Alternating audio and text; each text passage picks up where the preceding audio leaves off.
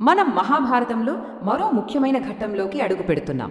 సోదరుల మధ్య పుట్టిన ఒకే ఒక్క భావోద్వేగం అసూయ. అది ఒక నిప్పులా ఎలా మొదలై ఆ తరువాత ఒక మహా సామ్రాజ్యాన్నే దహించి వేసే దావానలంలా ఎలా మారిందో ఈరోజు తెలుసుకుందాం. అసలు ఆలోచించండి, అసూయ ఒక చిన్న పదం, కానీ ఈ భావోద్వేగం ఒక రాజ్యాన్ని, ఒక సామ్రాజ్యాన్ని ఎలా నాశనం చేయగలదు, అదే ఈరోజు మనం చూడబోతున్నాం. ఇది కేవలం అన్నదమ్ముల మధ్య ఉండే పోటీ అనుకుంటే పొరపాటే. దీని వెనుక చాలా పెద్ద కథే ఉంది. సరే, మరి ఈ కథ ఎక్కడ మొదలైంది? ఈ చిచ్చు ఎక్కడ రాజుకుంది? అంతా మొదలైంది గురు ద్రోణాచార్యుల ఆశ్రమంలో. అక్కడ రాకుమారులందరికీ శిక్షణ ఇస్తున్నప్పుడు చూడండి, పాండవులు 5, కౌరవులు 100 మంది, మొత్తం 105 అన్నదమ్ములు. వీళ్ళందరూ ఒకే చోట ఒకే గురువు దగ్గర శిక్షణ తీసుకుంటున్నారు. కానీ వాళ్లల్లో ఒకరు మాత్రం ముఖ్యంగా విలువిద్యలో అందరికంటే ఎంతో ముందున్నారు. అతని నైపుణ్యానికి సాటి లేదన్నమాట. వాళ్ల గురువైన ద్రోణాచార్యుడికి అర్జునుడి ప్రతిభ చూసి మాటలు రాలేదు.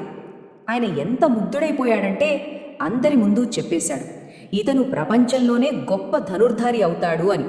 కానీ ఈ ఒక్క మాటే, ఈ ప్రశంసే ఇంకొకరి గుండెలో మంట పెట్టేసింది. అసూయ అనే విషబీజం మొలకెత్తడానికి కారణమైంది. అక్కడి నుంచే మొదలైంది అసలు సమస్య. ఒకవైపేమో అర్జునుడి పేరు ప్రఖ్యాతలు పెరిగిపోతున్నాయి. మరోవైపు దుర్యోధనుడికి కుళ్ళు, అసూయ రోజురోజుకి ఎక్కువైపోతున్నాయి. తన అన్న కొడుకు విజయం సాధిస్తుంటే అది తన సొంత ఓటమిలా కనిపించడం మొదలైంది అతనికి. సరిగ్గా ఈ సమయంలో ఈ రాజుకుంటున్న నిప్పుకి ఆజ్యం పూసినట్టు కథలోకి ఒక కొత్త, చాలా శక్తివంతమైన వ్యక్తి ఎంట్రీ ఇచ్చాడు. అతని రాకతో కథ మొత్తం ఒక్కసారిగా మారిపోయింది. సరే, రాకుమారుల ట్రైనింగ్ అంతా పూర్తయింది. ఇక వాళ్ళ టాలెంట్ చూపించే సమయం వచ్చింది. దీనికోసం ఒక పెద్ద ప్రదర్శన ఏర్పాటు చేశారు. అక్కడ అర్జునుడు తన విలువిద్యతో అదరగొట్టేశాడు. జనాలు మంత్రముగ్ధులైపోయారు. ఇది చూసి దుర్యోధనుడికి ఒళ్ళు మండిపోయింది. అర్జునుడి ప్రదర్శన అప్పుడే ముగిసింది. అందరూ చప్పట్లు కొడుతున్నారు. సరిగ్గా అప్పుడు ఎవరూ ఊహించని ఒక సంఘటన జరిగింది. కర్ణుడు అనే ఒక యోధుడు ఎక్కడి నుంచో వచ్చి నేరుగా రంగంలోకి దూకాడు. అతని టాలెంట్ చూస్తే అర్జునుడికి ఏమాత్రం తక్కువ కాదు. అందరి నోళ్లు తెరుచుకుపోయాయి. కానీ ఒక సమస్య వచ్చింది. కర్ణుడు రాజు కాదు, అతని కులమేంటో తెలియదు. దాంతో నీకు అర్జునుడితో పోటీపడే అర్హత లేదు అని అందరి ముందు అవమానించారు. సరిగ్గా ఆ క్షణంలో దుర్యోధనుడు తన రాజనీతి తెలివిని వాడాడు. అతను వెంటనే కర్ణుడిని అంగరాజ్యానికి రాజుగా ప్రకటించాడు. ఇప్పుడు ఇతను రాజు, ఇప్పుడు పోటీ పడొచ్చు కదా అన్నట్టు. ఆ ఒక్క సంఘటనతో కర్ణుడిని తన శాశ్వత మిత్రుడిగా మార్చుకున్నాడు. పాండవులకు వ్యతిరేకంగా ఒక శక్తివంతమైన బృందం తయారైంది. ఇప్పుడు కర్ణుడి లాంటి యోధుడు తన పక్కన ఉండటంతో దుర్యోధనుడికి ధైర్యం రెట్టింపయ్యింది. అతని అసూయ ఇప్పుడు కేవలం ఆలోచనలకే పరిమితం కాలేదు. అది ఒక భయంకరమైన కుట్రగా మారింది. పాండవులను పూర్తిగా అంతం చేయాలనే ప్లాన్. చెప్పాలంటే వాళ్లపై జరిగిన మొదటి డైరెక్ట్ అటాక్ ఇదే. ఆ కుట్ర ఎంత భయంకరంగా ఉందంటే దుర్యోధనుడు లక్క, నెయ్యి, జనపనార లాంటి తేలిగ్గా మంటలంటుకునే పదార్థాలతో ఒక అందమైన భవనాన్ని కట్టించాడు. దానికి లక్షాగృహం అని పేరు. పాండవులను వాళ్ల అమ్మతో సహా అక్కడికి పంపి అంతా గాఢ నిద్రలో ఉన్నప్పుడు ఆ ఇంటిని తగలబెట్టేయాలి. ఇదే అతని ప్లాన్. మరి ఈ భయంకరమైన ఉచ్చు నుండి పాండవులు బయటపడ్డారా, లేక వాళ్ల కథ అక్కడితోనే ముగిసిపోయిందా? అదృష్టవశాత్తు వాళ్ళు తప్పించుకున్నారు. ఎలాగంటే వాళ్ల పినతండ్రి విదురుడికి ఈ కుట్ర గురించి ముందే తెలిసింది. ఆయన రహస్యంగా ఒక సొరంగం తవ్వించి వాళ్లను హెచ్చరించాడు. సో ఆ మంటల నుంచి వాళ్ళు తప్పించుకోగలిగారు. కౌరవులేమో పాండవులు చనిపోయారని సంబరాలు చేసుకున్నారు. కానీ పాండవులు సేఫ్గా బయటపడ్డారు.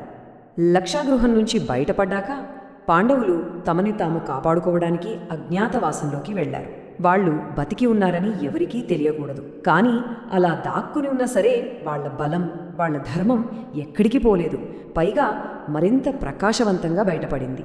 వాళ్ళు అడవుల్లో తిరుగుతూ ఒక గ్రామానికి వెళ్లారు. అక్కడ బకాసురుడు అనే రాక్షసుడు ఊరి ప్రజల్ని చాలా ఇబ్బంది పెడుతున్నాడు. ఇది చూసి భీముడు ఊరుకోలేదు.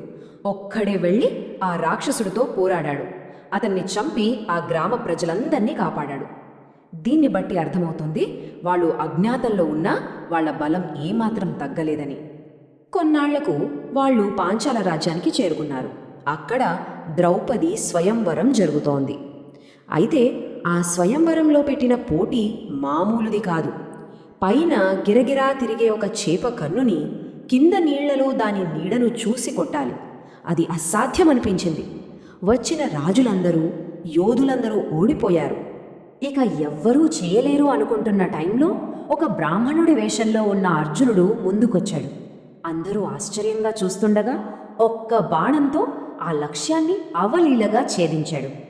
ఆ క్షణంలో అందరికీ అర్థమైంది అర్జునుడు బతికే ఉన్నాడని, అతని విలువిద్యా నైపుణ్యం ఇంకా పెరిగిందే తప్ప తగ్గలేదని. ఆ స్వయంవరంలో గెలవడం పాండవుల జీవితాన్ని ఒక ఊహించని చాలా ముఖ్యమైన మలుపు తిప్పింది. ఆ ఒక్క సంఘటన భవిష్యత్తులో జరగబోయే కథ మొత్తాన్ని మార్చేసింది. ఎలా అంటే వాళ్ళ తల్లి కుంతీదేవి వాళ్ళు ఏం తెచ్చారో చూడకుండానే తెచ్చింది ఏదైనా 5 పంచుకోండి అని అనేసింది. తల్లి మాట జవదాటకూడదు కాబట్టి ద్రౌపది 5 పాండవులకు భార్య అవ్వాల్సి వచ్చింది. ఇది చాలా అసాధారణమైన వివాహం. మహాభారత కథలో ఇదొక అత్యంత కీలకమైన ఘట్టం. ఇప్పుడు చూడండి, పాండవులు బతికే ఉన్నారు. పైగా ఇప్పుడు వాళ్లకు బలమైన పాంచాల రాజ్యం అండగా ఉంది. ఈ విషయం తెలిసాక దుర్యోధనుడి ద్వేషానికి, అసూయకు ఇక అడ్డుకట్ట లేకుండా పోయింది.